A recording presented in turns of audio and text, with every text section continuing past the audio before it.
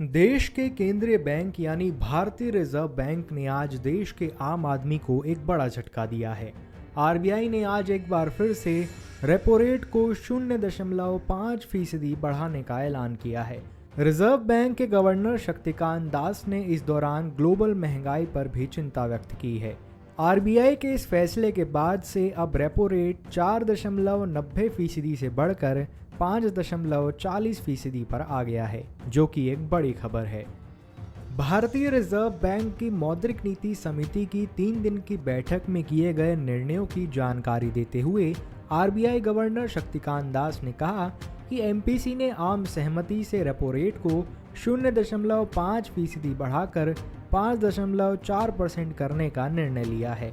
साथ ही उन्होंने यह भी कहा कि भारतीय अर्थव्यवस्था ऊंची मुद्रास्फीति से जूझ रही है और इसे नियंत्रण में लाना जरूरी है।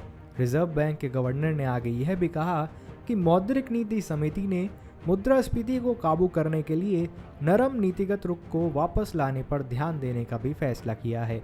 आरबीआई ने इस चालू वित्त वर्ष के लिए आर्थिक वृद्धि दर के अनुमान को 7.2% पर बरकरार रखा है। इसके साथ ही आरबीआई ने खुदरा महंगाई दर चालू वित्त वर्ष में 6.7% रहने का अनुमान भी बरकरार रखा है।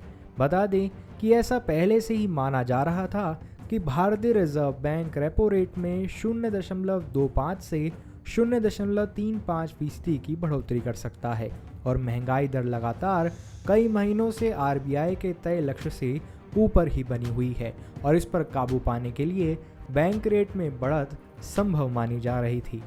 जानकारी के लिए आपको बता दें कि भारतीय रिजर्व बैंक यानी आरबीआई ने एक काफ़ी लंबे वक्त के बाद मई में अचानक रेपो रेट को 40 बेसिस पॉइंट बढ़ाने का ऐलान किया था और इसी के बाद जून में आरबीआई ने एक बार फिर से रेपो रेट में 50 बेसिस पॉइंट की बढ़ोतरी की थी, जिसके बाद रेपो रेट 4.90% पर कर दिया गया था और आज एक बार फिर से इसे 50 बेसिस पॉइंट बढ़ा दिया गया है और वर्तमान में यह दर 5.4% है।